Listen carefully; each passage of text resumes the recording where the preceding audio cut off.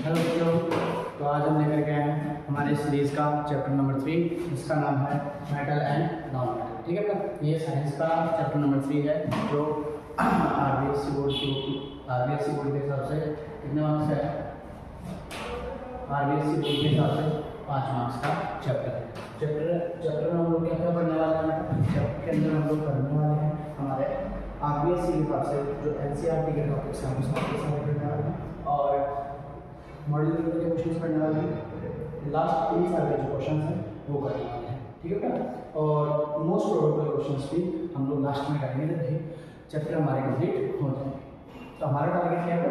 हमारा टारगेट है sir 13 days में 13 चैप्टर्स को कम्प्लीटली कंप्लीट करना है, फुल्ली कंप्लीट करना है with NCERT, with previous questions और मॉडल पेपर के क्वेश्चंस लगा के देखना है कि हमारा क्वेश्चन जो चैप्टर है वो हमारा क्लियर हुआ या नहीं हुआ। ठीक है, और हमारा जो टारगेट है, जैसा कि हम लोगों ने जिस सीरीज स्टार्ट की थी सर, हमें चाहिए कि मैं 100 में से 100, ना एक कम ना एक ज़्यादा, पूरे 100 में से ज़्यादा तो आएंगे नहीं, 100 में से 100 चाहिए। ठीक है ना, तो ज़्यादा फोकस ना करते हुए स्टार्ट करते हैं चैप्टर का नाम है मेटल एंड नॉन मेटल। बहुत बेसिक सा चैप्टर है। थोड़ी बहुत जो नॉलेज है आप लोगों ने 6th-7th क्लास में ले रखी होगी, अब उसी को कैरी ऑन करते हुए हम इसके अंदर पढ़ने वाले हैं। पहला देखिए, चैप्टर जो है बोर्ड के हिसाब से 5 मार्क्स का होने वाला है। कितने मार्क्स का? 5 मार्क्स का होने वाला है। ठीक है, एमसीक्यू में से एक आएगा, कितना? एक एमसीक्यू आएगा। पहला कितना आएगा? 1 मार्क का एक आएगा, वेरी शॉर्ट एक आएगा 1 मार्क का, और एक शॉर्ट आएगा 2 मार्क का। ठीक है, तो टोटल वेटेज कितना होगा? 5 मार्क। ठीक, देखिए अब हम बात करते हैं इसमें टॉपिक्स कौन कौन से पढ़ने हैं अपने को। टॉपिक नंबर फर्स्ट टॉपिक है physical properties of metal. Metal की फिजिकल प्रॉपर्टीज क्या क्या होती हैं, और नॉन मेटल की फिजिकल प्रॉपर्टीज। फिजिकल मतलब कि हो गया कि उसको टच कर, मतलब बाहर है। फिजिक्स होता है ना, मतलब फिजिक्स मतलब उसका जो बॉडी है उसके हिसाब से, उसका जो आउटर पार्ट है उसके हिसाब से, मतलब देखने में कैसा लगता है, मेटल को देख करके क्या पता चलता है। ठीक है, chemical properties of metal and non metal. Chemical properties पढ़ेंगे किसकी? Chemical properties of metal and non metal. Metal और नॉन मेटल की जो केमिकल प्रॉपर्टीज है उनके बारे में पढ़ेंगे, आयनिक कंपाउंड्स के बारे में पढ़ेंगे, उनकी प्रॉपर्टीज के बारे में पढ़ेंगे, मेटलर्जी पढ़ेंगे, कोरोजन पढ़ेंगे और उसके प्रिवेंशन पढ़ेंगे। इतना ही मतलब इस चैप्टर में ज़्यादा कुछ है नहीं। ठीक है, तो बिना देरी किए हम लोग चैप्टर को स्टार्ट करते हैं। पहले हम आते हैं कि हमने जो बच्चों में बचपन में पढ़ रखा है, बचपन में क्या पढ़ाया था हमने? जब आप छोटे थे क्लास 7 में आपने पढ़ा था कि मेटल और नॉन मेटल को डिफरेंशिएट कैसे करते हैं। तो हमने बताया होगा मेटल और नॉन मेटल को डिफरेंशिएट करने के लिए कुछ चीज़ें हैं। पहला है आपका स्टेट ऑफ मेटल। स्टेट का मतलब हो गया कि देखो जो पार्टिकल है वो 3 स्टेट में पाया जाता है मेटल। ठीक है, मेटल जो है 3 स्टेट में पाया जाता है, एक तो सॉलिड, एक लिक्विड और एक गैसियस स्टेट है। ठीक है, अब देखिए ये मेटल जनरली कैसे रहते हैं, नॉन मेटल जनरली कैसे रहते हैं, वो सब देखना है। ठीक है, metals are usually solid at room temperature. मतलब मेटल्स जो है वो रूम टेम्परेचर, मतलब नॉर्मल जो टेम्परेचर हमारे जिसको हम कंसीडर करते हैं 27 डिग्री सेल्सियस, ठीक है, उस टेम्परेचर पे हमारा जो मेटल है वो क्या रहेगा बेटा? सॉलिड रहेगा। लेकिन उसमें भी एक एक्सेप्शन है। एक्सेप्शन का मतलब क्या होता है कि हमने रूल बनाया उसको ब्रेक करा है। मतलब रूल हमने क्या बोला, ये जो हमारा स्टेटमेंट है वो क्या था कि सॉलिड जो है वो मेटल जो है वो रूम टेम्परेचर पे क्या रहेगा? सॉलिड रहेगा। ठीक है, अब उसी को तोड़ता हुआ जो नया चीज़ निकल रहा है वो क्या है कि मरकरी जो है, तो लगता है एक ऐसा मेटल है मरकरी जो क्या करता है रूम टेम्परेचर पे लिक्विड स्टेट में रहता है। ठीक है ना, इसको थर्मामीटर वगैरह में यूज़ करते हैं। अब देखते हैं नॉन मेटल्स का देखते हैं।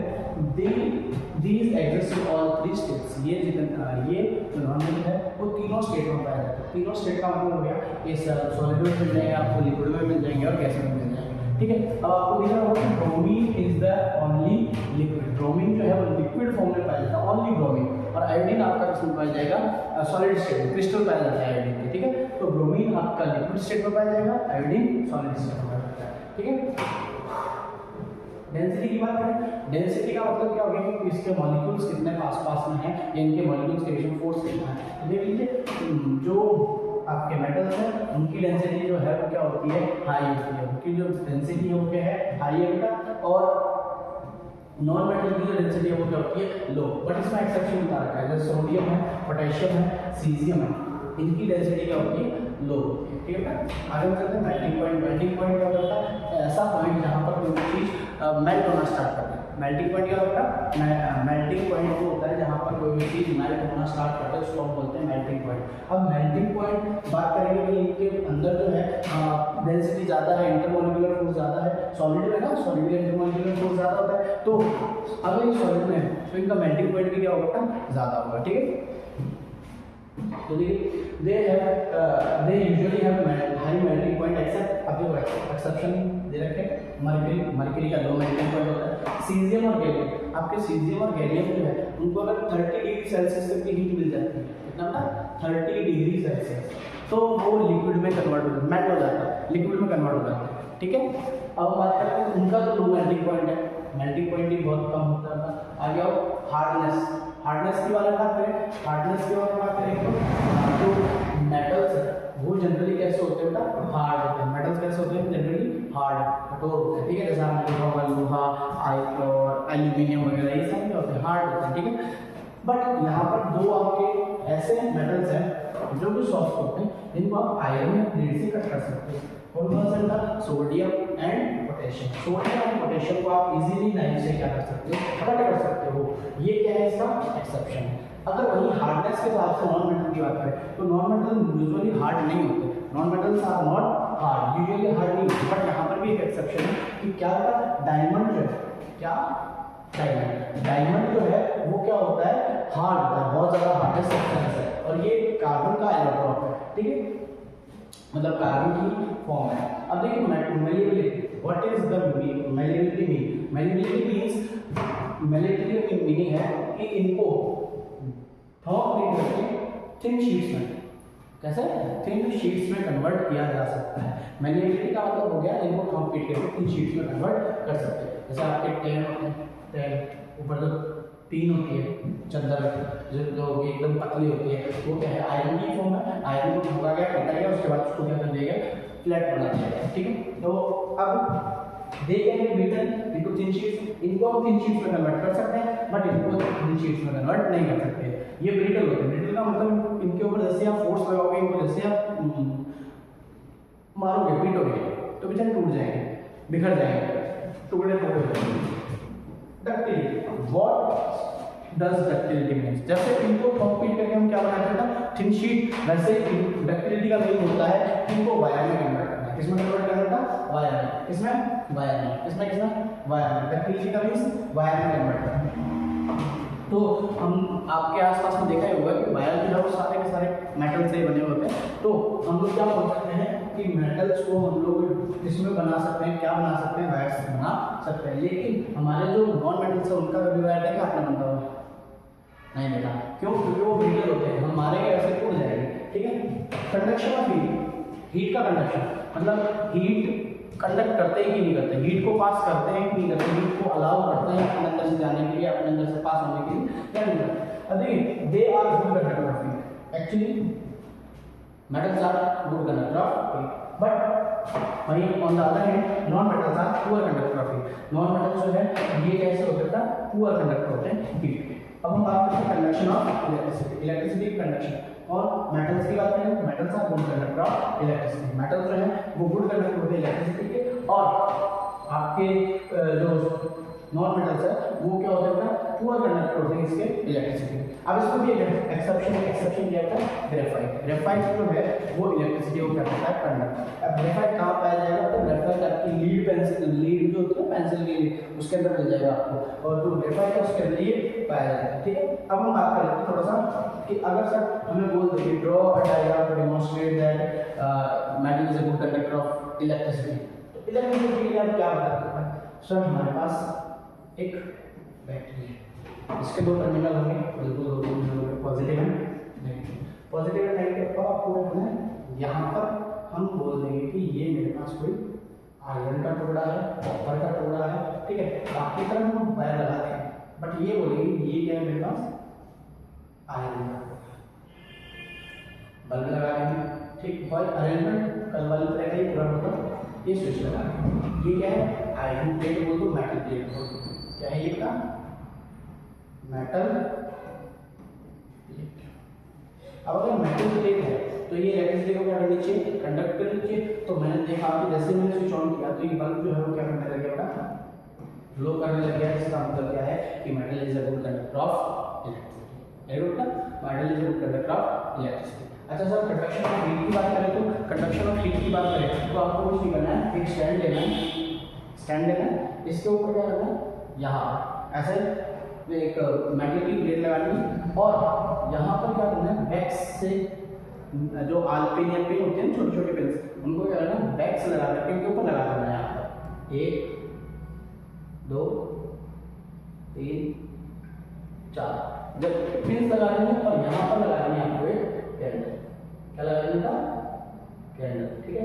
अब जैसे आप बर्न करोगे तो हीट जो है आपको ट्रांसफर होने कैसे पता चलेगा कि बेटा पहले जो है ये वाला जो रेल है, ये वाली हीट हम नीचे गिर जाएगी सर, हीट यहाँ तक पहुँच गई क्योंकि हीट मिलते ही वैक्स जो हम क्या कर देता है, मेल्टिंग मेल्ट होना स्टार्ट कर देता है, ठीक है, मेल्ट होना स्टार्ट कर देता है। तो जैसे हीट मिली मेल्ट होकर नीचे गिर जाएगा, वैसे ही सेम दूसरे वाले को हीट मिलेगी, लेकिन ना दूसरे वाले को हीट मिली मतलब ये हीट और आई ऑलरेडी, तो ये हीट लग जाएगा। फिर तीसरे को, इसका मतलब ये है कि मेटल जो है वो हीट को क्या कर रहा है, अपने अंदर से पास होने दे रहा है, तभी तो ये यहाँ पहुंचे, उसके बाद यहाँ पहुंची, ठीक है। तो ये हो जाएगा, ये तो ये स्टैंड, ये तो क्या हो गया स्टैंड, और ये क्या हो जाएगा मेटल प्लेट, मेटल की कोई प्लेट, मेटल स्केल प्लेट, ठीक है।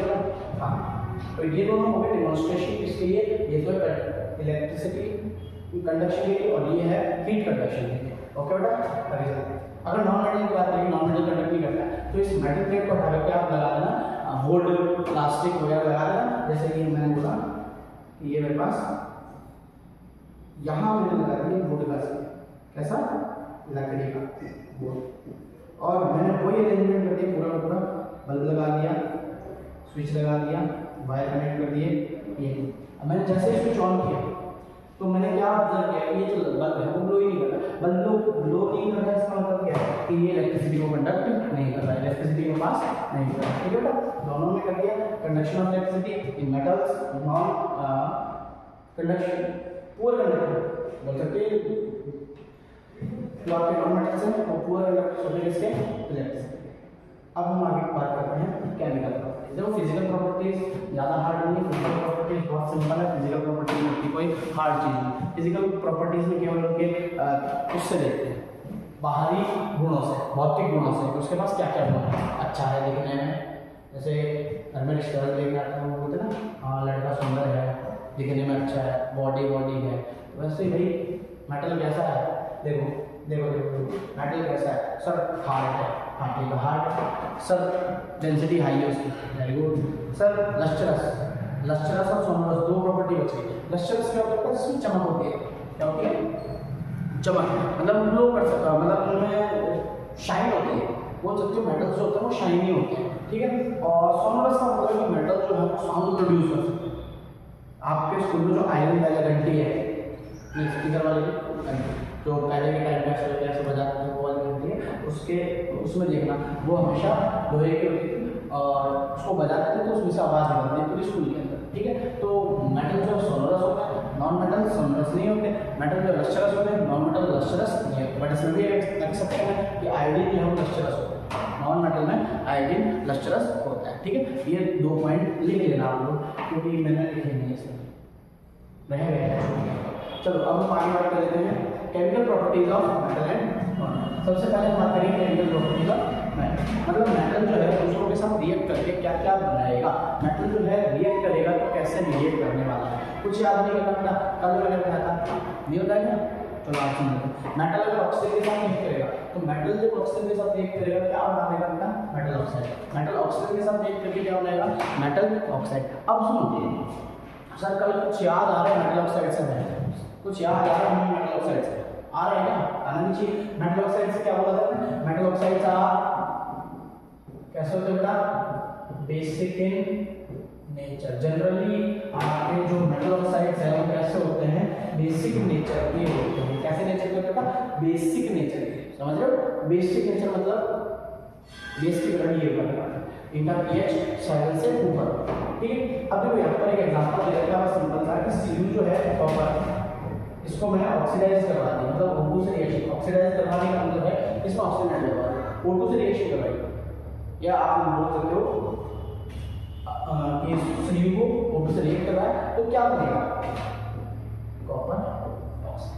क्या बनेगा, कॉपर ऑक्साइड। बोलो बोलो बोलो, क्या बनेगा, कॉपर ऑक्साइड। क्लियर है। Cu को जब O के साथ मिक्स करोगे क्या बनेगा, कॉपर ऑक्साइड। सर ये बैलेंस नहीं है, बैलेंस करो, तो यहाँ लगाओ, तो यहाँ लगाओ, क्या होगा बैलेंस, हाँ सही होगा, ठीक है। अच्छा ये रिएक्शन करके बताओ फटाफट, ये वाली रिएक्शन करके बताओ, सेकंड वाली, जल्दी करो वीडियो पॉज करो। चलो हम स्टार्ट। एल्यूमिनियम को हमने रिएक्शन कराया ऑक्सीजन से। अब ऑक्सीजन से रिएक्शन करवाने का मतलब है कि यहाँ पर ऑक्साइड बनेगा। अब एल्यूमिनियम के पास कितने फ्री इलेक्ट्रॉन होते हैं, कितने इलेक्ट्रॉन्स डोनेट कर सकता है वो, 3। ऑक्सीजन के पास कितने इलेक्ट्रॉन्स होते हैं, 2। मतलब ऑक्सीजन कितने इलेक्ट्रॉन्स ले सकता है, होते तो आउटर मोस्ट शेल में कितने इलेक्ट्रॉन्स होते हैं इसके आउटर मोस्ट शेल में इलेक्ट्रॉन्स होते हैं 6, इसके आउटर मोस्ट शेल में इलेक्ट्रॉन्स होते हैं 3। देखो ये तो 3 को क्या कर देगा, डोनेट, और ये कितने लेगा, 2 लेगा, ताकि इसका ऑक्टेट कंप्लीट हो जाए। पढ़ेंगे आगे ये कंपाउंड बनाने में, अभी सिखाता हूं 9th क्लास का पढ़ेंगे ना, सीख, ठीक है। देखिए Al को अब क्रॉस मल्टीप्लाई करना 9th क्लास में सीखा, तो 9 प्रकार की है, तो बाद में यहाँ सीखोगे। तो यहाँ देखिए क्या होगा, Al2O3, बैलेंस करो,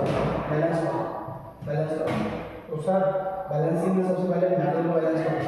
हाँ करो भाई मेटल को बैलेंस। तो बताओ बेटा, ये 2 इधर क्या लगाओ, 2 लगाओ, ठीक। इधर 3, इधर तो 2 ही है। अब कैसे बैलेंस करें, बोलो जल्दी। सर एक काम करते हैं, इस पूरी इक्वेशन को 2 से मल्टीप्लाई करते हैं, 2 से मल्टीप्लाई करते हैं, हाँ 2 से मल्टीप्लाई करते हैं, ठीक है। तो ये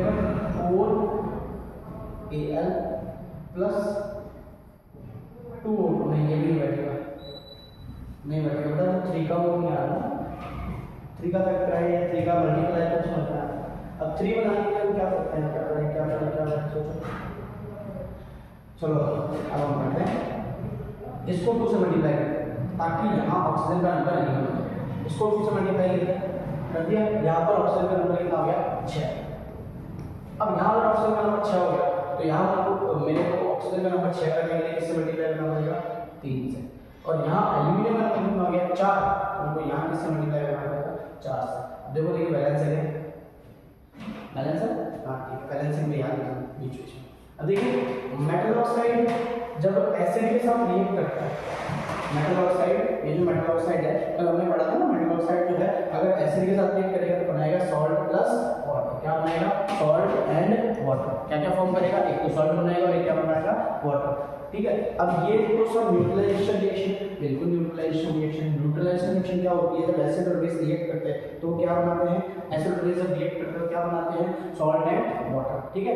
तो यहाँ पर MgO मैग्नीशियम ऑक्साइड जो है वो HCl से रिएक्ट करके क्या बना लिया इसने, MgCl2 प्लस H2, ठीक।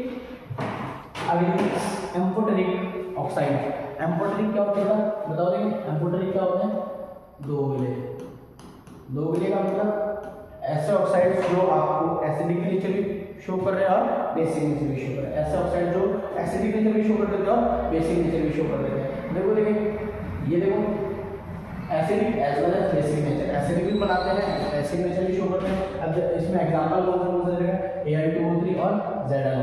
आपके सिलेबस में 2 ही है, जैसे लेड भी होता है और प्लेटिनम वगैरह और, ठीक है। अभी रिएक्शन कैलकुलेट है, इसमें रिएक्शन कैलकुलेट अगर Al2O3 हो, इसको Al2O3, अगर मैं इसको बेस के साथ रिएक्शन कर रहा हूँ, इसके साथ वेरी गुड, बेस के साथ, तो ये कैसा बिहेव करेगा, एसिड, और यहाँ पर बनाएगा कॉम्प्लेक्स सॉल्ट, और ये क्या निकाल देगा आपसे, वाटर मॉलिक्यूल को बाहर निकाल देगा, ठीक है। ओके, आगे चलो। Most metal oxides are insoluble in water. लगभग जितने मेटल ऑक्साइड्स होते हैं वो पानी में सॉल्युबल नहीं होते, लगभग जितने भी मेटल ऑक्साइड्स होते हैं वो पानी में सॉल्युबल नहीं होते, ठीक है। अब हमने पहले अब देखो, but some of this dissolve to form alkali, लेकिन कुछ जो होते हैं वो डिसॉल्व हो जाते हैं और क्या बनाते हैं, एल्कलीज बनाते हैं, अल्कलीज क्या होता है बेटा, बोलो बेटा अल्कलीज क्या होते हैं, ऐसे बेस जो पानी के अंदर सॉल्युबल होते हैं, those bases which are soluble in water are called alkalis. तो मतलब सर ये सोडियम ऑक्साइड है, इसको पानी में घोल दोगे, सोडियम ऑक्साइड को पानी में घोलते क्या बन गया, क्या होगा, सोडियम ऑक्साइड को पानी में घोलते क्या बन गया, सोडियम हाइड्रोक्साइड। ऐसे सारे नहीं करते, कुछ ही है, जैसे Na2 है, A2O है, A2O का मतलब क्या हो गया, पोटेशियम ऑक्साइड, पोटेशियम ऑक्साइड को डालोगे तो ये भी क्या देगा, हाइड्रोक्साइड बेस देगा, ठीक है, एल्कली देगा। तो हमने सबसे पहले क्या पढ़ा, सबसे पहले सर हमने ये पढ़ा कि अगर मेटल को मैं ऑक्सीजन के साथ रिएक्शन करवाता हूँ तो क्या होता है, क्या बनेगा मेरा बच्चा, ऑक्साइड बनेगा, ऑक्साइड बनेगा बनेगा। अब मेटल ऑक्साइड के मैं एसिड के साथ रिएक्शन कराऊँ, सीरीज बना दो, चलो मेटल ऑक्साइड को मैं एसिड के साथ रिएक्ट कराऊँ तो क्या बनेगा, सॉल्ट प्लस वाटर, ठीक है। उसके बाद हम बात करते हैं एम्फोटेरिक। सर एम्फोटेरिक क्या होता है, एम्फोटेरिक मतलब ऐसे मेटल ऑक्साइड जो एसिडिक और बेसिक दोनों नेचर को क्या करते हैं, शो करते हैं, उनको हम क्या बोलते हैं, एम्फोटेरिक ऑक्साइड्स बोलते हैं, ठीक है बच्चा।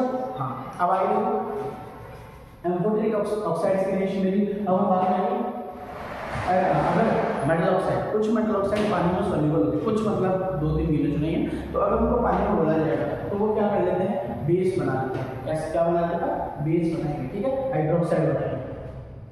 ओके चलो आगे, रिएक्शन ऑफ मेटल विथ एक सेकंड, विथ वाटर, ये चेंज कर दूंगा, विथ इसके साथ, पानी के साथ देखेंगे, पानी बोले तो H2O, अब H2O के साथ देखना है तो मेटल और वाटर रखा। अब मेटल और वाटर जब मिक्स करूंगा तो क्या बनेगा, मेटल आएगा। अब देखो मेटल को जब पानी के साथ रिएक्शन करवाओगे ना तो सभी मेटलों के जितने मेटल्स हैं उन सभी की अपनी अपनी वो है, मतलब बोल सकते हैं कि अपना अपना फेवर है कि भाई मैं ठंडे पानी के साथ रिएक्ट करूंगा, नहीं मैं गर्म पानी के साथ रिएक्ट करूंगा, नहीं मैं ठंडे पानी दोनों के साथ, ठंडे और गर्म पानी दोनों के साथ रिएक्ट करूंगा, मैं उस चीज के साथ रिएक्शन करूंगा, ना मैं ठंडे से रिएक्ट कर रहा, ना मैं गर्म से रिएक्ट कर रहा, मैं किससे करूंगा, स्टीम से रिएक्ट करूंगा। तो देखो मेटल्स कैसे कैसे हैं उनके बारे में पढ़ लेते हैं। तो देखो मेटल और वाटर इनको जब मिक्स करोगे क्या बनेगा, मेटल हाइड्रोक्साइड प्लस हाइड्रोजन, क्या बनेगा, metal hydroxide plus hydrogen gas, मतलब बाहर क्या निकल रहा है, हाइड्रोजन गैस निकलने वाली, ठीक है। तो हमेशा रखना मेटल और वाटर की जो रिएक्शन होती है, मेटल और वाटर, तो इसमें भी कौन सी गैस बाहर निकलती है, हाइड्रोजन गैस। एक और किसमें निकलती है, हाइड्रोजन गैस। हाइड्रोजन गैस किसमें निकलती है, मेटल की, जब हम किससे रिएक्शन करवाएं, मोल वैल्यू किससे रिएक्शन कराएंगे, मेटल की एसिड के साथ, मेटल की जब एसिड के साथ रिएक्शन कराएंगे तो क्या निकलेगा, हाइड्रोजन गैस, ठीक है। अब देखो एग्जांपल देखो, पोटेशियम का वाटर के साथ हमने रिएक्शन करवाया, क्या बना, potassium hydroxide plus H2 plus heat energy, plus H2 plus heat energy. अब देखो पोटेशियम और सोडियम दोनों ही इतने खतरनाक होते हैं, सोडियम एंड पोटेशियम, ये दोनों इतने रिएक्टिव होते हैं, इतने रिएक्टिव होते हैं कि ये भाई साहब एकदम से विगरसली, मतलब बहुत जल्दी स्पॉन्टेनियसली ये दोनों वाटर के साथ क्या कर लेते हैं, रिएक्ट, मतलब इनको एयर में भी रखोगे ना तो भी फायर कैच करेंगे, ठीक है, एयर में रखते ही क्या करेंगे, फायर कैच करेंगे। अब देखो यहाँ पर निकल रही है बेटा H2 गैस, क्या निकल रही है, H2 गैस। अब ये जो रिएक्शन है, देखो हीट एनर्जी बाहर निकल रही है, हीट एनर्जी बाहर निकल रही है, इसका मतलब क्या है कि जिसमें एनर्जी बाहर निकलती है कौन सी रिएक्शन होती है, एक्सोथर्मिक। तो यहाँ पर हीट एनर्जी बाहर निकल रही है, इसका मतलब क्या है कि ये रिएक्शन जो है वो कैसी है, एक्सोथर्मिक। कौन सी रिएक्शन है, एक्सोथर्मिक, ठीक है। तो इसमें इतनी हीट एनर्जी निकलती है कि हाइड्रोजन जो है वो फायर कैच करता है, मतलब फायर कर लेता है, आग लगा लेता है, ठीक है। अब दूसरा है कैल्शियम प्लस H2O, ये जब करता है तो इसमें से भी H2 गैस निकलती है, बट ये इतना हीट एनर्जी नहीं निकाल पाता जिससे कि हाइड्रोजन जो है वो आग पकड़ सके, मतलब हाइड्रोजन तो इसमें भी निकलेगी लेकिन इसमें हाइड्रोजन जो है वो आग नहीं पकड़ेगी, ठीक है। यहाँ पर क्या बनेगा, CaOH होल ट्वाइस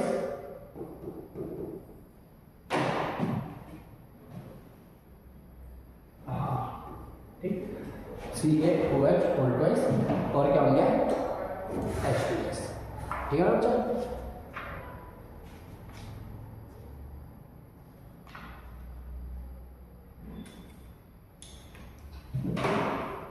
ठीक है, अब देखो इसमें क्या होता है, H2 गैस तो बाहर निकल रही है, लेकिन H2 गैस जो निकल रही है उसमें इतनी इस रिएक्शन में इतनी हीट नहीं निकल रही है जिसकी वजह से ये H2 गैस आग पकड़ रही है। ठीक है, ये तीनों ही ठंडे पानी से रिएक्ट करते हैं। अब देखो magnesium react with hot water.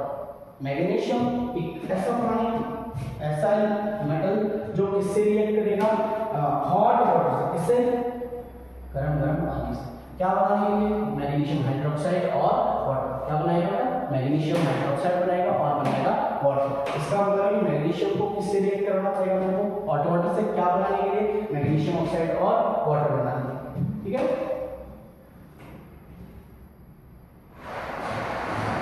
Water, just a second, कुछ मिस्टेक है, मिस्टेक है, वाटर नहीं होगा, हाइड्रोजन होगा। ठीक है, तो मैग्नीशियम जो है वो हॉट वाटर के साथ रिएक्ट करेगा। क्या करने के लिए, मेटल हाइड्रोक्साइड और मैग्नीशियम हाइड्रोक्साइड और हाइड्रोजन निकालना। ठीक है, आगे बात करते हैं एल्यूमिनियम, आयरन और जिंक। एल्यूमिनियम, आयरन और जिंक जो है वो मेटल ऑक्साइड बनाएंगे और कौन सी गैस बाहर निकालेंगे, हाइड्रोजन गैस निकालेंगे। ठीक है बेटा, क्या निकालेंगे, हाइड्रोजन गैस। ठीक, चले आगे। ओके, हाँ ये पढ़ रखा है, ये आपने पढ़ रखा है, इसको हम लोग फटाफट रिपीट करते हैं। तो मेटल की जब हम डाइल्यूट एसिड के साथ रिएक्शन कराएंगे तो क्या बनेगा, salt plus hydrogen gas, salt plus hydrogen gas. HNO3 जो है एकमात्र ऐसा आपका एसिड है, एक एसिड है जो हाइड्रोजन गैस प्रोवाइड नहीं करता। क्यों, क्योंकि ऑक्सीडाइजिंग एजेंट है। HNO3 क्या बेटा, ऑक्सीडाइजिंग मतलब ये ऑक्सीजन प्रोवाइड करवा देता है और वो हाइड्रोजन को किसमें कन्वर्ट हो जाती है, वाटर में कन्वर्ट हो जाती है। ठीक है, with metal because it is strong oxidising agent, it oxidise H2, ये हाइड्रोजन को ऑक्सीडाइज कर देती है और क्या बना देती है, वाटर बना देती है। ठीक है बेटा, हाँ। लेकिन अगर मैग्नीशियम और मैंगनीज इनको रिएक्शन करवाई जाए किसके इसको बेटा, बट मैग्नीशियम एंड मैंगनीज,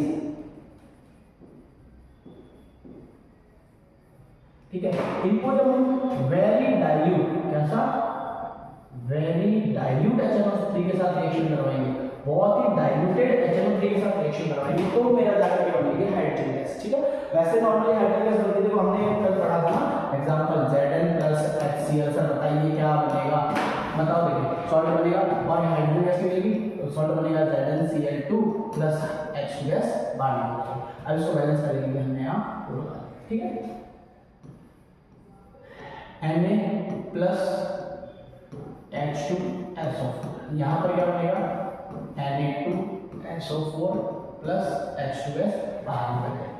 अब यहाँ पर सिंपल करवाना चाहो, बहुत अच्छी बात है।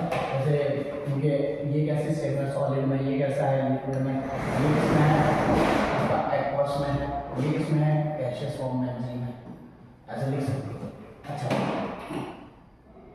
आगे बढ़ो, अरे सर इतनी थी नहीं और है। देखो अब हम बात करते हैं रिएक्टिविटी सीरीज। रिएक्टिविटी सीरीज का मतलब, सर आप बोल रहे हो इतनी देर से कि ना ये ज़्यादा रिएक्टिव होते हैं, कम रिएक्टिव होते हैं, क्या क्या इसका मतलब, मतलब इसकी एक सीरीज बना रखी है कि जो सबसे ज़्यादा रिएक्टिव होगा उसको टॉप पर रखा है, जो उससे कम, फिर उससे कम, फिर उससे कम, फिर उससे कम। अब देखो the arrangement of metal in decreasing order, arrangement of metals, metals का अरेंजमेंट किसमें, डिक्रीजिंग ऑर्डर, किसके बेसिस पर, रिएक्टिविटी के बेसिस। अब सर रिएक्टिविटी का मतलब क्या, रिएक्टिविटी का मतलब ये है कि कौन सा मेटल कितनी जल्दी किसी के साथ बॉन्ड बना सकता है, कौन सा मेटल कितनी जल्दी किसी भी मेटल के साथ या किसी भी दूसरा मतलब कंपाउंड बना सकता है। अब कंपाउंड कैसे बनेगा कि, अब देखो ये कॉन्सेप्ट है, पहले इसको देखो याद करो, उसके बाद आपको मैं कॉन्सेप्ट समझाऊंगा। ये क्या है, पोटेशियम सबसे रिएक्टिव कौन होता है, potassium, sodium, calcium, magnesium, aluminium, zinc, iron, lead, ये क्या है, hydrogen, copper, Hg, mercury, Ag silver, Au gold. ठीक, अब इसको याद कैसे करोगे बेटा, देखो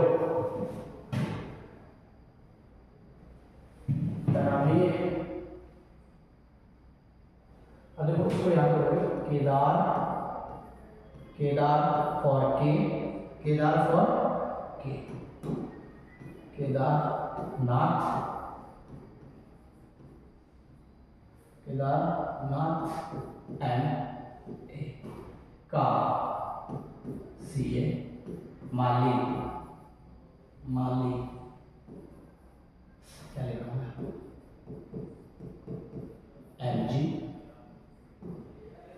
आलू AL, जरा ZN, फीके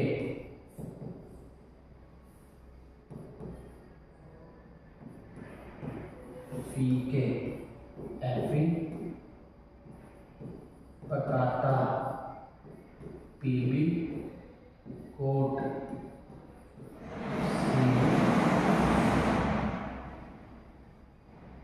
कोट पकाता है, सॉरी पकाता है हाइड्रोजन, कोट कोट का CU है, दूसरा है आ गया मतलब HG, आ मतलब दो A, एक तो AG, एक AG और एक। अब यहाँ पर एक सेंटेंस कंप्लीट करने के लिए क्या लिख देते हैं हम आ, ठीक है। अब देखो केदारनाथ का माली आलू जरा फीके पकाता है, कोट है आपका। ये सेंटेंस मतलब लॉजिक नहीं है इसका, वो बस एक ट्रिक है। क्या कहते हैं ट्रिक, क्या है ट्रिक, क्या याद रखेगी रिएक्टिविटी से चीज याद रखेगी, क्या है ट्रिक है। जो केदारनाथ का माली आलू जरा फीके पकाता है और कोट है आपका, ठीक है। के से पोटेशियम, Na से सोडियम, Ca से कैल्शियम, ठीक है। अब देखो इसमें दिक्कत क्या है, ऊपर वाले जो होते हैं सबसे ऊपर वो सबसे ज्यादा रिएक्टिव है। अब हमने एक रिएक्शन पढ़ी थी कि more reactive metal displace less reactive metal, more reactive displace less reactive metal. अब अगर मान लो मैं ये कहूं कि सर HCl के साथ आपने रिएक्शन करवा दी Cu, HCl के साथ आपने रिएक्शन करवा दी Cu, तो क्या ये रिएक्शन होगी या नहीं? रिएक्टिविटी सीरीज के साथ होगा। सर Cu जो है वो हाइड्रोजन से कम रिएक्टिव है, मतलब ये Cu जो है हाइड्रोजन को रिप्लेस नहीं कर पाएगा, मतलब यहाँ रिएक्शन नहीं, ऐसा है, ठीक है। मतलब जो भी लेस रिएक्टिव हाइड्रोजन से जो लेस रिएक्टिव एलिमेंट है वो ऐसे तरह से हाइड्रोजन को रिप्लेस नहीं कर पाएंगे।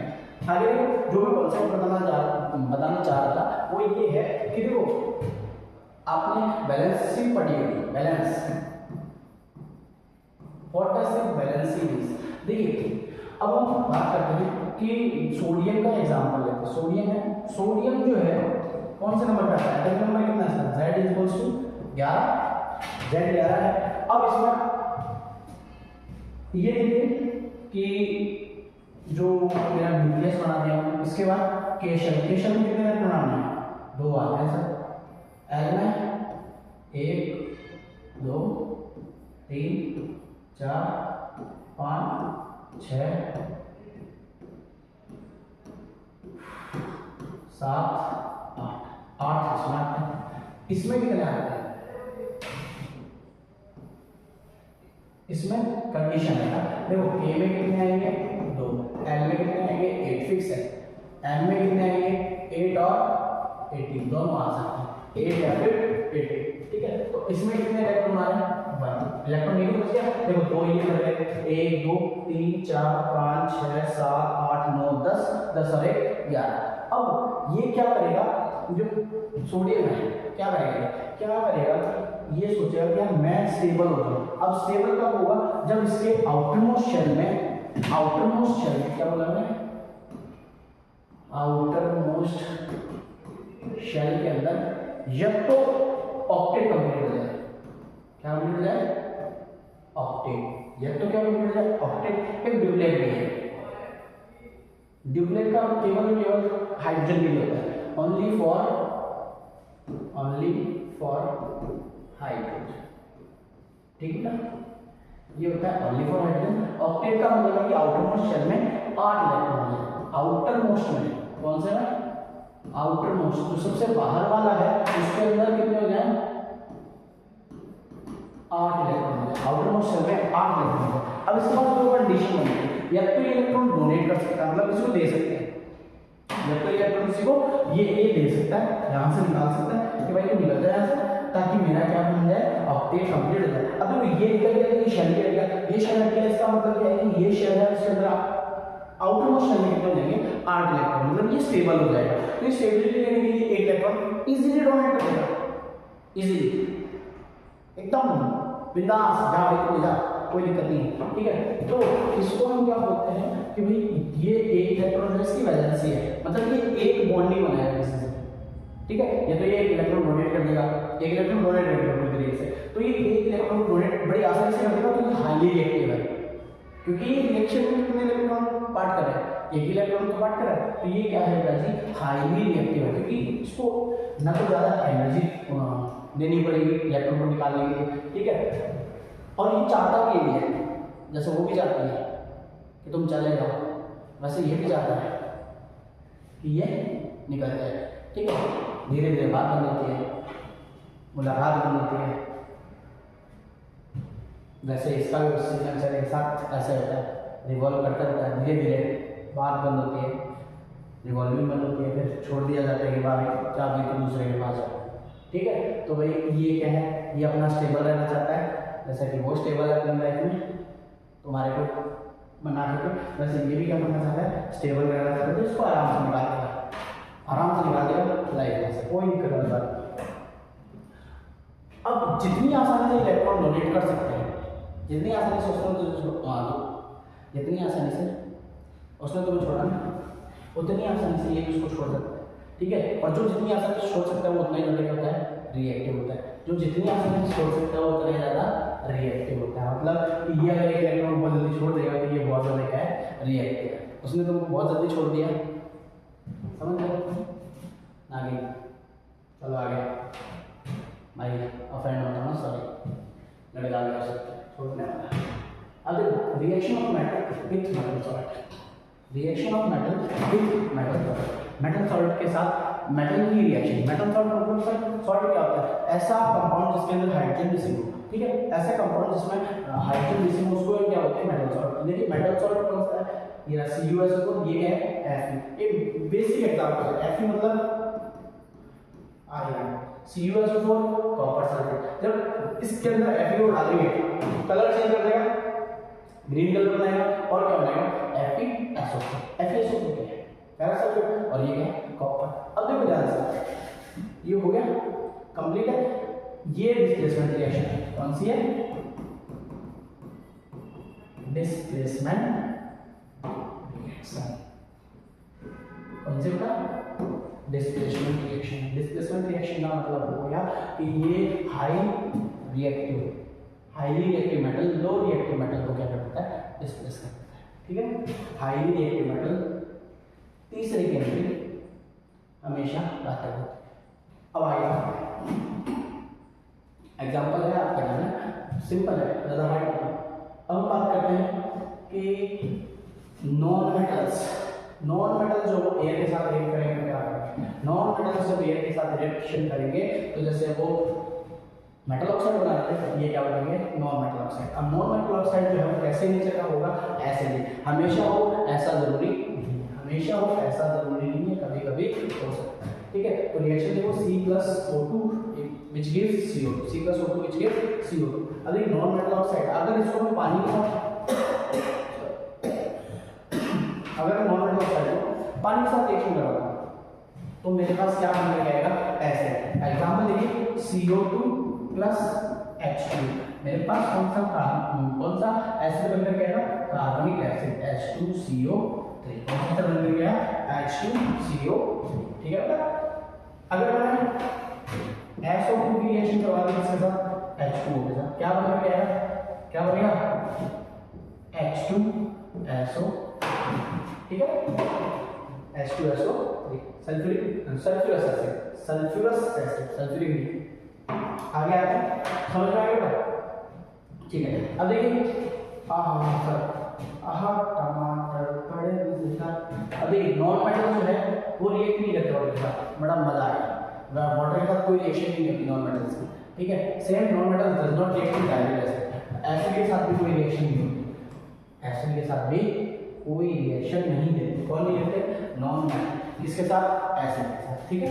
तब हम बात करते हैं आगे, ओके अब देखो, अब एक छोटी सी बात, इतनी सी प्यारी सी बात, नन्ही सी मुन्नी सी बात, देखो ध्यान से सुनो। देखिए मेटल जो होता है वो इलेक्ट्रॉन को डोनेट करता है, बाहर निकालता है, डोनेट, ठीक है, जाने देता है। दूसरा नॉन मेटल जो होता है ना, वो फ्रेंडली तरह होता है, वो उस छोड़े हुए को संभालने वाला होता है। नॉन मेटल फ्रेंडली तरह है, छोड़ा हुआ है वो जाएगा इसके पास जाएगा। तो नॉन मेटल जो है वो इलेक्ट्रॉन को गेन करता है। तो ये क्या होता है, इलेक्ट्रॉन गेनर, इलेक्ट्रॉन गेनर। अब देखो क्या, अब एक मेरे को एक बात बताओ कि हम ना एक सिंबल मानते हैं, पॉजिटिव साइन किसका होता है, पॉजिटिव मतलब खुश, हैप्पी हैप्पी हैप्पी, है ना, और नेगेटिव मतलब दुख। अब एक बात बताओ मेरे को, सैड एकदम। एक बात बताओ, अगर मतलब न्यूक्लियस था, उसके पास से कोई इंसान चला गया जो हेडेक था उसके लिए, तो क्या हो जाएगा, क्या हो जाएगा, हैप्पी हो जाएगा, हैप्पी हो जाएगा, हाँ सर हैप्पी हो जाएगा। तो मेटल के ऊपर कौन सा चार्ज आ जाता है, हैप्पी हैप्पी वाला चार्ज आ जाता है। तो मेटल हमेशा कैसे होता है, पॉजिटिवली चार्ज होता है। कैसे होता है, पॉजिटिवली चार्ज। मेटल के ऊपर कौन सा चार्ज दिया है, पॉजिटिव। क्यों, क्योंकि उसके पास जो न्यूक्लियस था उसके ऊपर जो भार था, भार समझ रहे हो ना, फालतू की झंझट जिसको छोड़ना चाहता था, छोड़ दिया उसने। अब वो क्या था, खुश है एकदम, अपनी लाइफ में एकदम बिंदास है। अब वही बात करते हैं दोस्त की, बेचारे की खुद की लाइफ में, मतलब खुद की लाइफ में पंगे बहुत है, खुद की लाइफ बहुत खतरनाक हो रही है, उसने एक और मुसीबत ले ली, तो इसके पास दुख कम होगा या बढ़ेगा, दुख हो जाएगा, दुखी हो जाएगा। तो नॉन मेटल जो है ये कैसे होते हैं, नेगेटिवली चार्ज। अब किसी को ऐसे याद है कि दिक्कत हो रही है, किसी को ऐसे याद नहीं किया जा रहा है। देखो non, N for non metal, N for negative, N for non metal, N for negative, और नेगेटिव होता है दुख कर। आई बेचारा दुखी ले रहा है। अब ये तो रही ट्रिक की बात है, ठीक है, समझते हैं इसको कि होता कैसे है। अब देखो मेटल जो है, मेटल बेसिकली क्या है, इलेक्ट्रॉन डोनर। ये आराम से निकाल दिया, कोई टेंशन नहीं है, इसको लेना देना नहीं है, वो चाहे जैसा भी है दो, ठीक है। तो मेटल जो है वो इलेक्ट्रॉन डोनर होता है। अब मेरे को एक बात बताइए, इन पर पॉजिटिव चार्ज कैसा है, सर ये हैप्पी हो जाएगा न्यूक्लियस, इसलिए इसके पास पॉजिटिव चार्ज है। अब मैं वहाँ तक ठीक था, जब मैं इंग्लिश क्या है पॉजिटिव चार्ज है, सुन कर कैसे। अब मान लेते हैं सोडियम मेटल के पास क्या है, सोडियम, सोडियम का एटॉमिक नंबर जो है जी क्या होता है, क्या होता है 11। ओके भैया 11, आगे 11 होता है। अब मेरे को एक बात बताओ, इसको ऑक्टेट कंप्लीट करना है, क्या कंप्लीट करना है, ऑक्टेट। अब यहाँ पर बात करना आपसे, नंबर ऑफ प्रोटॉन क्या है, नंबर ऑफ प्रोटॉन कितना है, प्रोटॉन्स कितने हैं यहाँ पर, बोलो प्रोटॉन्स कितना है, सर प्रोटॉन भी 11 है, ठीक है, मतलब प्लस वाले 11 हैं, और इलेक्ट्रॉन कितने हैं, बोले तो नेगेटिव वाले भी 11 हैं। अब इसने एक इलेक्ट्रॉन निकाल दिया जो इसके लिए बोझ बन रहा था, जो इसके लिए मतलब फालतू की हेडेक थी, ठीक है, एक इलेक्ट्रॉन निकाल दिया, अपने आप को स्टेबल करने के लिए एक इलेक्ट्रॉन निकाल दिया। तो अब जब एक इलेक्ट्रॉन निकाल दिया, एक इलेक्ट्रॉन निकाल दिया, तो प्रोटॉन तो अभी भी इसके पास कितना होगा, 11। इलेक्ट्रॉन कितने होंगे इसके पास, समझ में आया, प्रोटॉन अभी भी नहीं है, लेकिन इलेक्ट्रॉन कितने हुए, 10 बचे। तो मतलब ज्यादा कौन है, ज्यादा कौन है, सर ये तो 10 है, ये इलेक्ट्रॉन 10 है, प्रोटॉन 11 पॉजिटिव वाला जाता है, और पॉजिटिव वाला कितने जाता है, कितने जाता है, 1 जाता है। इसका मतलब इसमें क्या आ जाएगा, प्लस चार्ज आ जाएगा। तो सोडियम प्लस का मतलब क्या है, इसके पास कितने इलेक्ट्रॉन्स है, नंबर ऑफ इलेक्ट्रॉन्स कितना बेटा, इसका नंबर ऑफ इलेक्ट्रॉन्स कितना है, 10। और अगर इसका इलेक्ट्रॉनिक कॉन्फ़िगरेशन ईसी पूछे, क्या पूछे, ईसी इलेक्ट्रॉनिक कॉन्फ़िगरेशन पूछे, तो आप क्या बताओगे, 2 फिर 8। अब 1 और लिखोगे क्या, नहीं सर 1 को ये क्या कर चुका है, डोनेट कर चुका है, निकाल चुका है अपनी जिंदगी से बहुत ज्यादा, वो भी निकल चुका है। अब हम आते हैं मेटल्स को, एक्चुअली आप क्या बोलते हो, इलेक्ट्रॉन डोनर। क्यों बोलते हो, क्योंकि जब ये इलेक्ट्रॉन को डोनेट कर देते हैं, तो यहाँ पर पॉजिटिवली चार्ज जो प्रोटॉन्स है उनकी क्या बोल सकते हो, नंबर जो है वो इंक्रीज हो जाता है, इसीलिए ये कैसे हो जाता है पॉजिटिव चार्ज। एक और एग्जांपल देखो मैग्नीशियम का, Mg का एटॉमिक नंबर कितना होता है 2, अरे 12। Mg का एटॉमिक नंबर कितना होता है 12। अच्छा अब इसके पास इलेक्ट्रॉनिक कॉन्फ़िगरेशन होगा उसका, EC बनाया मैंने, EC बनाते टाइम को समझ में आया कि दो आउट स्टार्टिंग वाले में पहले शब्द 2 बजे, दूसरे में 8 बजे जाएंगे सर, तीसरे में 2 बजे जाएंगे। तो बताओ क्या इसके पास फिर से 2 कंडीशन है। कंडीशन नंबर 1 कि या तो ये 6 इलेक्ट्रॉन ले गेन कर ले, नहीं सर इसके लिए इसको बहुत एनर्जी देनी पड़ेगी, 6 इलेक्ट्रॉन गेन करने के लिए इसके पास। अब देखो 6 इलेक्ट्रॉन गेन क्यों नहीं कर रहा, क्योंकि इसके जो न्यूक्लियस है इसमें 12 ही क्या है प्रोटॉन्स है, इसमें न्यूक्लियस में क्या है, देखो ये न्यूक्लियस है, इसमें केवल और केवल कितने प्रोटॉन्स हैं, कितने प्रोटॉन्स हैं, केवल 12 प्रोटॉन्स हैं, कितने 12 प्रोटॉन है, 12 प्लस वाले, और बाहर कितने हो जाएंगे 6 और 2 18 हो जाएंगे। तो ये इतना कैपेबल नहीं है कि ये इन 18 को संभाल करके रख सके। तो ये क्या करेगा, इसे क्या करेगा सर, सीधी सी बात, ये 2 बोझ बन रहे हैं, बेटा बन तो रहे हैं, निकाल दो, कितना आसान है ना, 2 बोझ बन रहे हैं, निकाल दिए। चलो अब बताओ यहाँ पर प्रोटॉन की संख्या कितनी होगी, प्रोटॉन की संख्या कितनी होगी 12। अरे प्रोटॉन की संख्या अच्छी है, प्रोटॉन होते ही नहीं, न्यूट्रॉन कितने, चलो इसमें 12 ही है, चलो छोड़ो इसको। इलेक्ट्रॉन कितने हैं, इलेक्ट्रॉन कितने हैं बोलो, अरे पहले कितने थे जब दोनों था तो ये 12 था, ये भी 12 था, अब कितने हो गए इलेक्ट्रॉन 10। अब बताओ इस पर कौन सा चार्ज आ जाएगा, बेसिकली कौन सा चार्ज आएगा इस पर,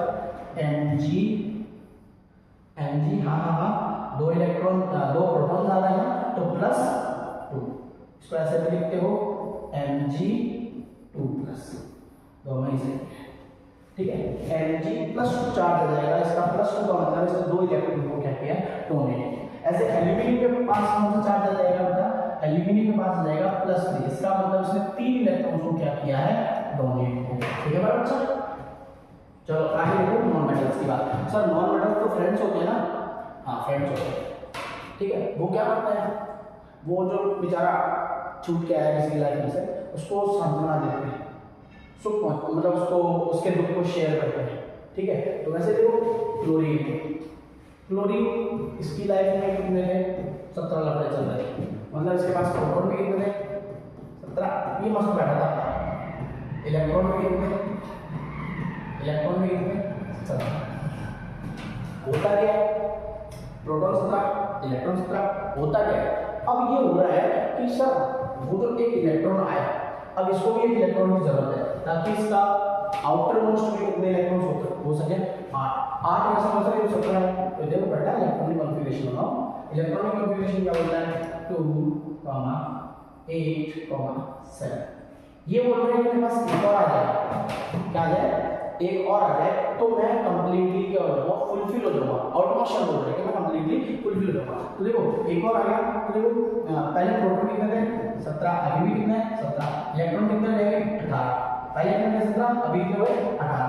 अब बताओ नंबर किसका ज्यादा हो गया, बोल बेटा सर इलेक्ट्रॉन का मतलब इलेक्ट्रॉन का ही शो करते हैं माइनस से, ठीक है। तो क्लोरीन के पास एक इलेक्ट्रॉन ज्यादा है, इलेक्ट्रॉन गेन कर रहा है, अब गेन कर रहा है इसका मतलब ये मतलब आ रहा है प्लस है, इलेक्ट्रॉन गेन कर रहा है मतलब माइनस प्लस माइनस को ऐड ऑन कर रहा है, माइनस बढ़ा रहा है, माइनस बढ़ाएगा तो इसके ऊपर कैसा चार्ज आएगा माइनस चार्ज है। ऐसे अगर मैं ऑक्सीजन की बात करूं O2 की बात ऑक्सीजन की बात करूं, ऑक्सीजन का आउटरमोस्ट शेल होती है क्या बोल रहा हूं G बोले तो एटॉमिक नंबर कितना होता है 8, इलेक्ट्रॉनिक कॉन्फ़िगरेशन की बात करें तो कितने होगा 2,6, कितना होगा 2,6। अब ये बात बताओ ये 6 रिलीज करना बहुत आसान होगा या 2 लेना बहुत आसान होगा, सब 2 ले ले तो ठीक है, ठीक है। हाँ तो वही ये क्या करेगा तो इलेक्ट्रॉन लेगा, ये बताओ पहले प्रोटॉन कितने थे यहाँ पर, प्रोटॉन कितने थे 8, इलेक्ट्रॉन कितने थे 8, फिर क्या होगा प्रोटॉन कितने हो गए सर, प्रोटॉन थोड़े से होते हैं 8, इलेक्ट्रॉन कितने हो गए सर, इलेक्ट्रॉन 8 नहीं होता, प्रोटॉन भी 8 सर, अरे मैं क्या बोल रहा हूँ, सही है सही गुड, सही है, प्रोटॉन भी 8 है इलेक्ट्रॉन भी 8 थे। यहाँ पर अब प्रोटॉन तो 8 ही है, लेकिन इलेक्ट्रॉन कितने हो गए बेटा 10। अब इलेक्ट्रॉन प्लस हो गए मतलब माइनस वाले ज्यादा हुए, कितने ज्यादा हुए 2 ज्यादा हुए, तो ऑक्सीजन के ऊपर कितना माइनस आ जाता है 2 माइनस। ठीक है बेटा, ये वैलेंसी इसकी, ये इतने इलेक्ट्रॉन्स को शेयर कर सकता है, इतने इलेक्ट्रॉन्स इसके पास फ्री है जो कि केमिकल बॉन्डिंग में क्या कर सकते हैं पार्ट ले सकते हैं। ठीक है, आगे चलते हैं। अब देखो metal react with non metal to form ionic bond. अब देखो जब मेटल और नॉन मेटल, अब देखो मेटल के पास मेटल जो है इसके पास पॉजिटिव चार्ज है, नॉन मेटल जो है इसके पास नेगेटिव चार्ज है। अब ये दोनों पॉजिटिव और नेगेटिव में क्या हो जाता है अट्रैक्शन, पॉजिटिव और नेगेटिव में क्या हुआ अट्रैक्शन, पॉजिटिव नेगेटिव में अट्रैक्शन हमारे ये क्या बनाता है बॉन्ड बना लेता है, जिसको बोलते हैं हम आयनिक बॉन्ड। तो आयनिक बॉन्ड बनाकर ये एक कंपाउंड बना लेगा जिसका नाम है जानते हो कौन सा होता है NaCl हो गया। ठीक है, Na प्लस और Cl माइनस को मिला दिया, मेरे पास क्या बनकर जाएगा NaCl, Na और Cl को मिलाने पर क्या बनकर गया NaCl। ठीक है बेटा, समझ में आया? चलो आगे चलो। ठीक है, मतलब मेटल जब नॉन मेटल से रिएक्ट करेगा या बॉन्डिंग बनाएगा तो हमेशा क्या बना लेगा, एक क्या बनेगा आयनिक बॉन्ड बनाएगा। क्या बनाएगा आयनिक बॉन्ड, आयनिक कंपाउंड बनाएगा जिसमें आयनिक बॉन्ड प्रेजेंट होगा। आगे चलो। हाँ, ये डॉट स्ट्रक्चर इंपॉर्टेंट, भयंकर इंपॉर्टेंट, महा इंपॉर्टेंट, आरबीएससी के हिसाब से तो जी तोड़ इंपॉर्टेंट। इंपॉर्टेंट का मतलब डॉट स्ट्रक्चर सर कैसे, डॉट स्ट्रक्चर बोल सकते हो, स्ट्रक्चर है इसका formation of sodium chloride. Sodium chloride कैसे फॉर्म हो रहा है, अब देखिए सोडियम की बात करें N, आउटरमोस्ट शेल में इलेक्ट्रॉन बोल बेटा, आउटरमोस्ट शेल के साथ एक इलेक्ट्रॉन, ठीक एक इलेक्ट्रॉन। अच्छा क्लोरीन, क्लोरीन की बात करें, क्लोरीन के पास आउटरमोस्ट शेल में कितने इलेक्ट्रॉन बोल बेटा, बोल कितने हैं 7 है। तो इसमें मैंने स्टार से शुरू किया, उसमें मैं डॉट से शुरू करूंगा, 1 2 3 4 5 6 7 है। अब यहाँ का जो इलेक्ट्रॉन है ये उठ करके कहाँ जाएगा इसके पास, ये जो इलेक्ट्रॉन है ये उठ करके कहाँ जाएगा इसके पास। आउटरमोस्ट शेल में एक इलेक्ट्रॉन था, हाँ सर ये प्लस नहीं है, नहीं भ्रम भरोसे तुम प्लस समझ बैठो तो मेरा तो बेटा कर गया। ठीक क्या कर दिया सर आपने, ओके कोई बात नहीं, हम कर रहे क्या हो रहा है। चलो देखो सोडियम इसके ऊपर एक इलेक्ट्रॉन होता है, ठीक है, प्लस Cl के पास कितने इलेक्ट्रॉन होते हैं 1 2 3 4 5 6 और ये 7, कितने इलेक्ट्रॉन होता है 7। तो ये इलेक्ट्रॉन इधर आएगा और ये क्या बना लेगा कंपाउंड बना लेगा। कंपाउंड कैसे बनाएगा, ये लो Na प्लस और ये बना दिया मैंने Cl, ये बन गया मेरा कंपाउंड, क्या बन गया कंपाउंड बन गया। ठीक है, अब अगर मेरे को यहाँ शो करना हो, अगर मेरे को यहाँ शो करना हो कि ना डॉट्स का है या इलेक्ट्रॉन्स का तो देखो बेटा 1 2 3 4 5 6 7 और ये 8। चूंकि ये एक इलेक्ट्रॉन इधर से इधर आया तो इस पर कैसे चार्ज आ गया बेटा नेगेटिव चार्ज, अगर नहीं आता तो कैसा रहता है ये पॉजिटिव चार्ज। ये इंपॉर्टेंट है, इसको समझ लेना कि फॉर्म कैसे करना है, आपको सोडियम क्लोराइड कैसे बनाना है। ठीक है, अच्छा for example magnesium oxide, magnesium plus oxygen, समझ में आया, क्लियर हो जाएगा। चलो मैग्नीशियम ऑक्साइड की बात करते हैं, मैग्नीशियम के पास कितने इलेक्ट्रॉन्स होते हैं बाहर 2 सर, तो का 1 और इसके पास कितने होते हैं सब 6 बनाओ, 1 2 3 4 5 6, ठीक 6 होते हैं। अब देखो उसको कितने इलेक्ट्रॉन चाहिए ऑक्टेट कंप्लीट करने के लिए 2, क्या वो दोनों इसी से मिल रहे हैं, मिल जाएंगे आंसर मिल जाएंगे। तो एक तो यहाँ चला जाएगा और एक यहाँ चला जाएगा, क्या बना लेगा ये Mg2 प्लस और बनाएगा O, 1 2 3 4 5 6 ये 7 और ये 8, ठीक है, और ये हो गया 2 माइनस। तो ये क्या बना दिया इसने फॉर्मेशन बना कर दिया हमने किसकी, ये सोडियम क्लोराइड की, ये किसकी है मैग्नीशियम ऑक्साइड की, ठीक है बेटा, ये सोडियम क्लोराइड थी, ये इसकी हो गई मैग्नीशियम ऑक्साइड। चलो आगे चलते हैं, अगला टॉपिक है ओके आयनिक कंपाउंड्स की प्रॉपर्टीज क्या क्या होती है। पहला देखिए, ionic compounds are solid and hard because strong forces of attraction.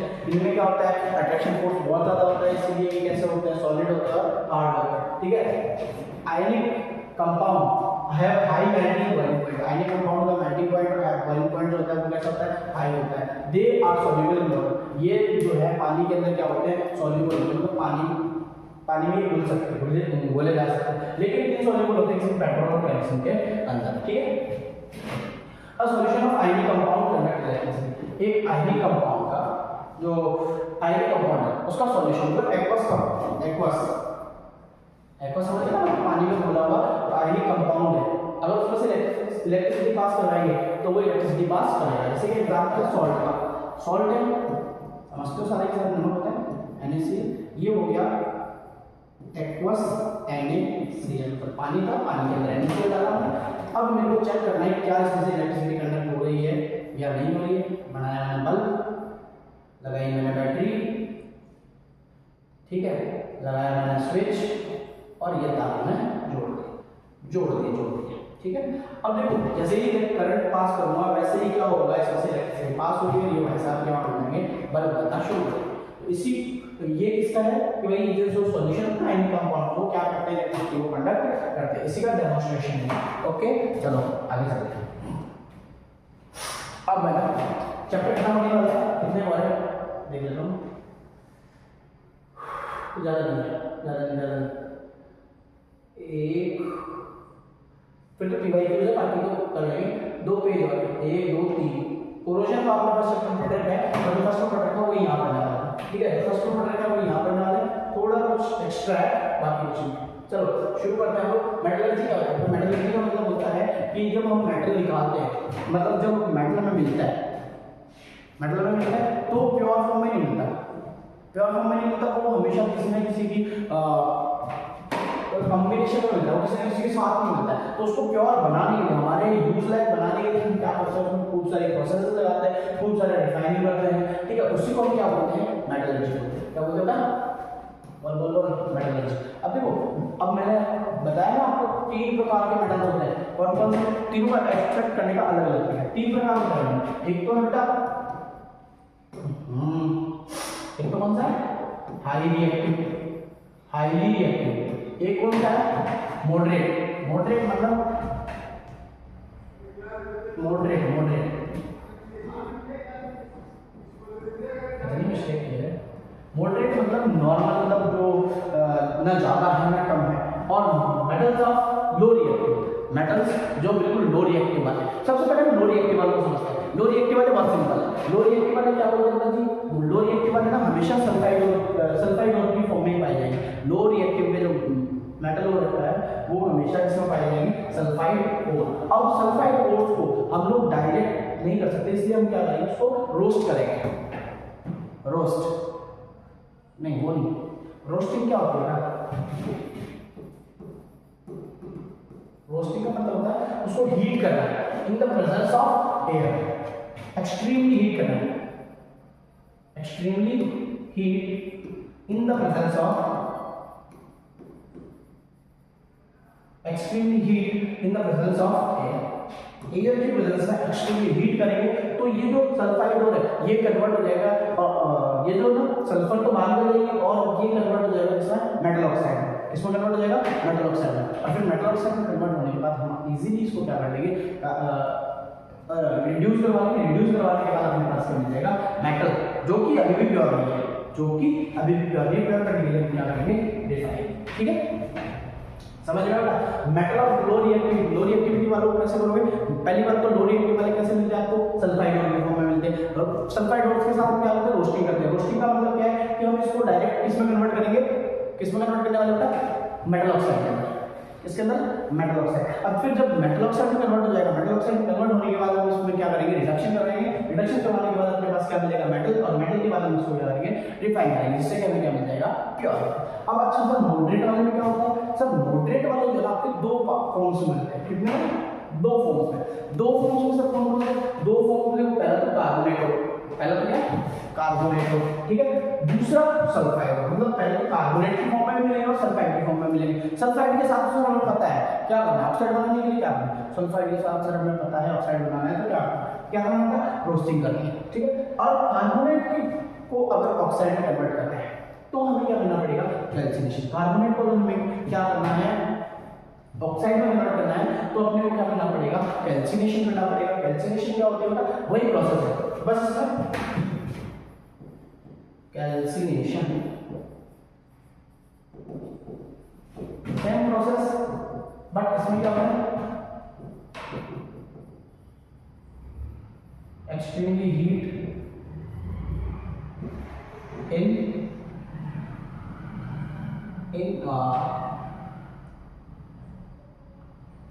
some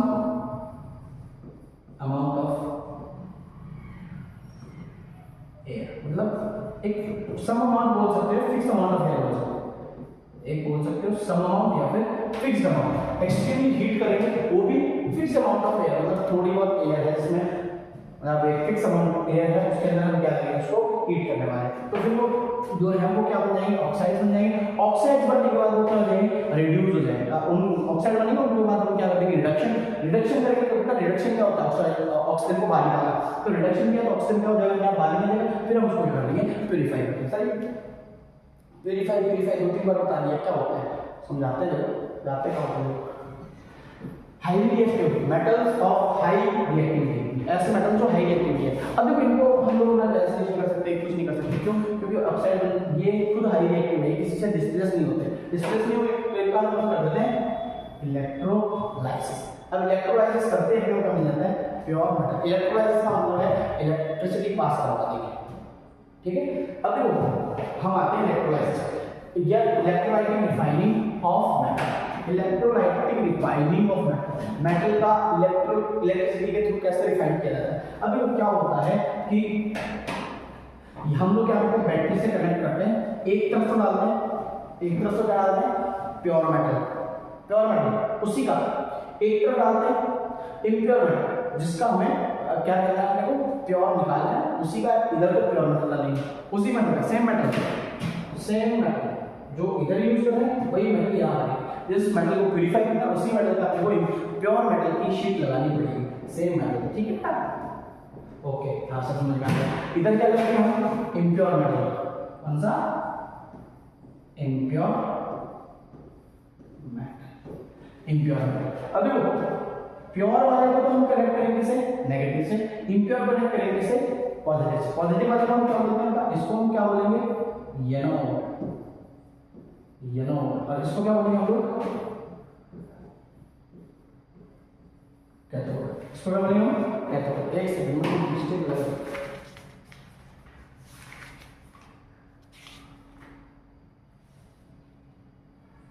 ठीक है। अब देखो, अब जैसे हम इलेक्ट्रिसिटी पास करेंगे, इलेक्ट्रिसिटी पास करते ही क्या होगा, इलेक्ट्रिसिटी पास करते ही क्या होगा कि कैसे समझाएं,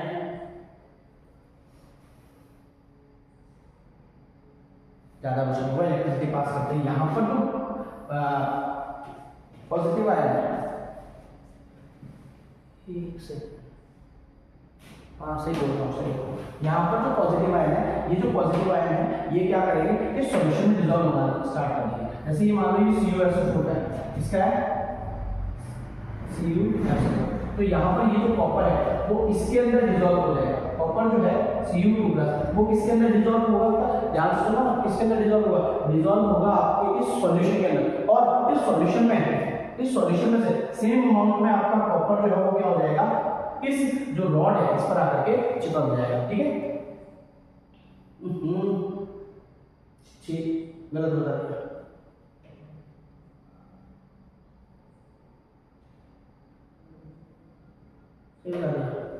सही होगा, सही है, बिल्कुल सही, ठीक है, एकदम करेक्ट। मेरा डाउट कैसे हो रहा है, अब देखो CuSO को, अभी इस कॉपर का ये जो इम्प्योर मेटल है इसमें से कॉपर जो है वो बाहर निकला, कॉपर बाहर निकल करके किसमें डिसॉल्व हो गया, इसमें सॉल्यूशन के अंदर, और सॉल्यूशन में जो कॉपर था वो किसके ऊपर चला गया, यहाँ पर कंसंट्रेशन बढ़ गई तो ये किसके ऊपर चला गया, प्योर मेटल के ऊपर चला गया। सिंपली सी प्रोसेस, और नीचे जो है नीचे आपकी जमा हो जाएगी इम्प्योरिटीज। अब यहाँ से क्वेश्चन पूछा जाता है कि इम्प्योरिटीज कौन से टर्मिनल के अक्रॉस बनती है, इम्प्योरिटीज कौन से टर्मिनल पर बनती है, इम्प्योरिटीज कौन से टर्मिनल पर बनेगी, पॉजिटिव टर्मिनल एनोड पर बनेगी। ठीक है, आगे चलो आगे। कोरोजन फालतू में क्लास करने की जरूरत नहीं। कोरोजन क्या होता है, कोरोजन समझते हो डिग्रेडेशन ऑफ मेटल, उसी को क्या बोलते हैं हम लोग, कोरोजन। कोरोजन को बचाते कैसे हम लोग, कोरोजन को पहले तो protective coating, applying paint, oil and other protective layers on metal surfaces पर, जो कि इसको एयर से एक्सपोज ना होने दें, उसको उसी को हम क्या बोलते हैं, प्रोटेक्टिव कोटिंग बोलते हैं। गैल्वेनाइजेशन, गैल्वेनाइजेशन मतलब जिंक की कोटिंग करवाना। इलेक्ट्रोप्लेटिंग कैथोडिक प्रोटेक्शन होता है। इलेक्ट्रोप्लेटिंग, इलेक्ट्रोप्लेटिंग मतलब क्रोमियम जैसे मेटल्स की प्लेटिंग करवाना जिससे उसकी शेल लाइफ शेल जो भी डिक्रीज है। आगे अलग अलग दो या दो से ज्यादा मेटल्स को हम लोग मिक्स कर देंगे, जिससे क्या बन जाएगा हमारा, दो या दो से ज्यादा मेटल्स को मिक्स कर देंगे जिससे कि कंपाउंड मिलेगा, जिसको हम बोलेंगे अलॉय। अब वो अलॉय जो है उसकी लाइफ शेल भी ज्यादा होगी, उसकी ड्यूरेबिलिटी भी ज्यादा होगी। ठीक है, अब देखो एनवायरमेंट वाला हम यही कहता है कि हम लोग उसको बचा सकते हैं कि भाई इधर से उधर रख दिया, कहीं ऐसे ऊपर जगह रख दिया, ड्राई जगह रख दिया। अब देखो क्या कंडीशन है कोरोजन के लिए, कोरोजन के लिए क्या क्या कंडीशन है। कंडीशन नंबर 1, मैं एक टेस्ट ट्यूब लेता हूँ, ठीक है, इसके अंदर मैंने एनहाइड्रस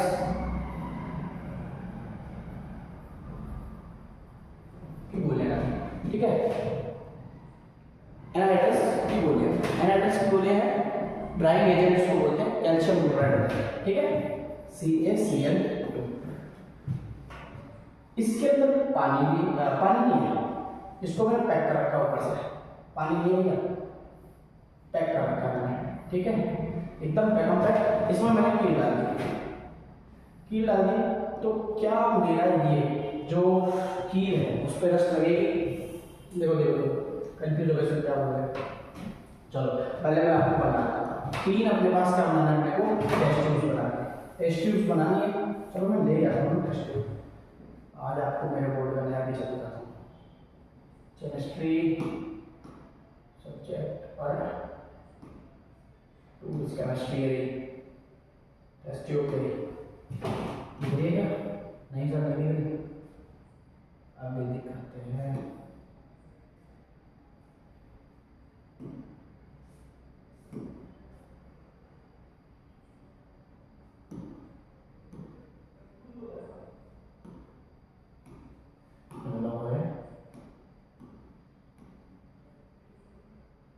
थोड़ा अपन बना लेते हैं नया। चलो देखो एक test tube number 2, test tube number 3 test tube है। इसके अंदर मैंने क्या डाला है, कील डाली है, इसको खुला छोड़ दिया, पानी भी है, एयर भी है, ठीक है। इसके अंदर कील डाली, पानी भी है, ऊपर से एयर, इसके अंदर कील डाली, इसमें केवल पानी तो है, पानी तो भरा हुआ ऊपर तक, उसके अंदर हमने एक ऑयल की लेयर और ऐड कर दी। किसकी, ऑयल की लेयर, किसकी ऐड करने का, ऑयल की। इसके बाद एक और कील डाली हमने, एक कील और डाल दी, इसके अंदर हमने छोटी छोटी एनहाइड्रस कैल्शियम क्लोराइड की गोलियां CaCl2 जो पानी को एब्जॉर्ब कर लेते हैं, इन तीनों को बंद कर दिया ऊपर से, इसको भी कॉर्क से बंद कर दिया, कॉर्क से बंद, ठीक है। अब बताओ कौन सी में रस्ट लगेगी, बेटा क्या इसमें रस्ट लगेगी, नहीं। रस्टिंग के लिए दोनों कंडीशंस कंपल्सरी है कि पानी भी होना चाहिए, मॉइस्चर भी प्रेजेंट होना चाहिए और ऑक्सीजन या एयर भी प्रेजेंट होना चाहिए। इसमें नहीं लगेगी सर, क्योंकि इसमें केवल क्या है, CaCl2 सॉरी CaCl ऑक्सीजन भी नहीं है, एयर भी नहीं है, इसमें भी नहीं लगेगी। इसके अंदर लगेगी, हाँ सर, इसके अंदर ऑब्जर्व होगा कि ये जो है ये क्या हो जाएगा, रस्ट हो जाएगा, ये जो नेल है वो कैसे हो जाएगी, रस्टिंग हो जाएगी इस पर। आगे आओ, अलॉयज, ये याद कर लेना, याद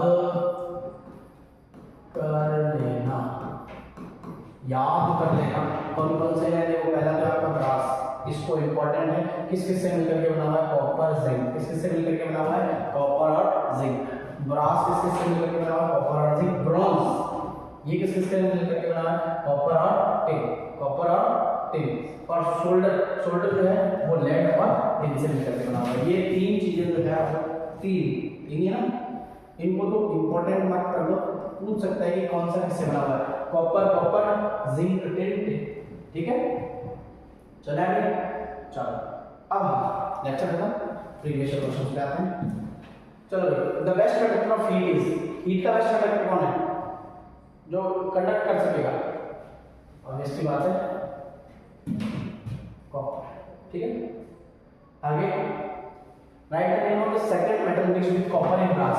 ब्रास में कॉपर के साथ क्या मिक्स किया जाता है? अभी बोला था ब्रास के अंदर कॉपर के साथ क्या मिक्स किया जाएगा?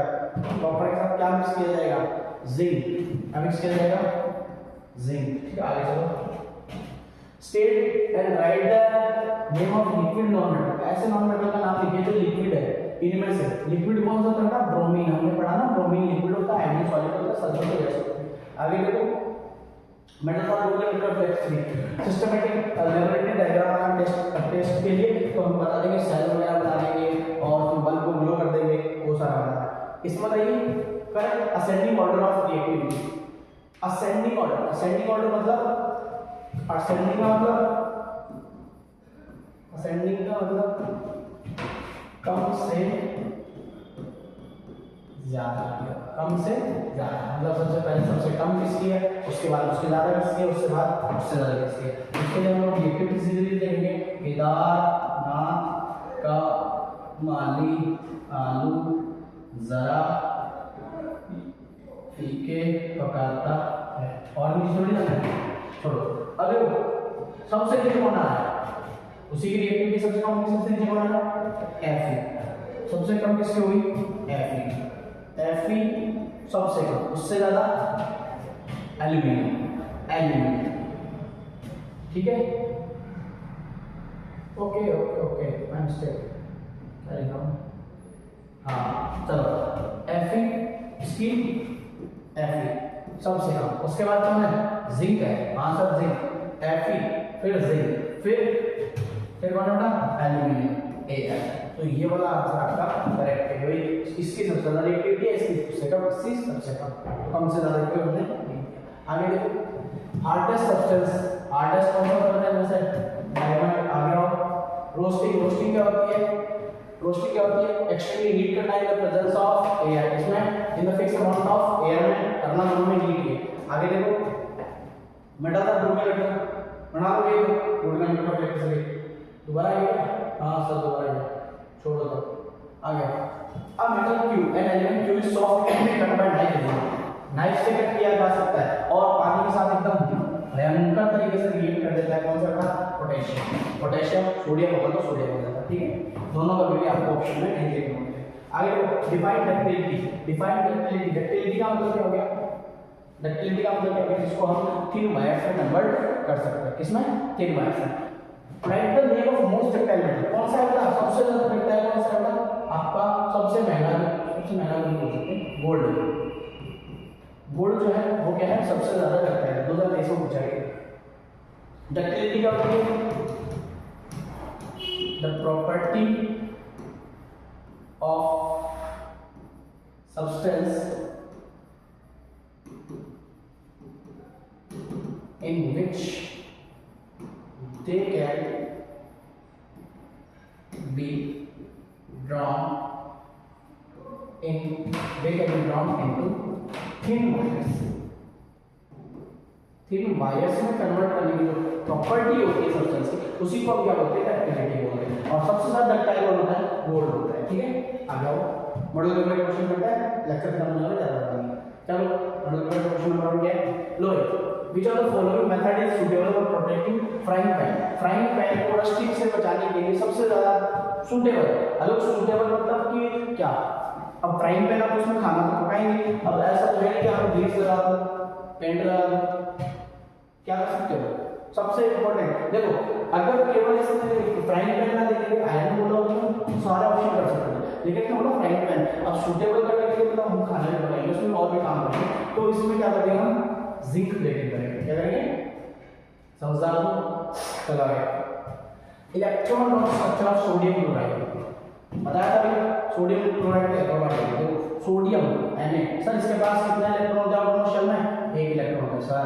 और NCl, Cl के पास कितना इलेक्ट्रॉन होता है? 1 2 3 4 5 6 7। तो क्या होगा? E जो है E के पास आ जाएगा, तो क्या बना रहेगा? क्या है Cl। अब देखो डॉट स्ट्रक्चर पूरा बनाओ, 1 2 3 4 5 6 7 8, ये यहाँ आ गया, ठीक है, और इसके पास आ जाएगा नेगेटिव। तो ये हो गया हमारा इलेक्ट्रॉन डॉट स्ट्रक्चर, ठीक है। आगे चलो, लास्ट होना चाहिए, what are the amphoteric oxides. Amphoteric दिखते ही क्या होना चाहिए आपका, दोगले मतलब जो एसिडिक और बेसिक दोनों नेचर को क्या करते हैं, शो करते हैं। Give example of two amphoteric oxide. दो एम्फोटेरिक ऑक्साइड के एग्जांपल बताओ बेटा, मेरे को बताओ, देखिए बताओ। एक तो Al2O3 सर और एक Zn, ठीक है बेटा। एम्फोटेरिक ऑक्साइड दोगले बताना, तो दोगले जल्दी लिख आओ। The metal oxides which shows acidic as well as basic nature, ठीक है। इन्हीं को डालते हैं एम्फोटेरिक ऑक्साइड बोलते हैं। चलो बेटा, थैंक यू वेरी मच, बड़ा सा थैंक यू।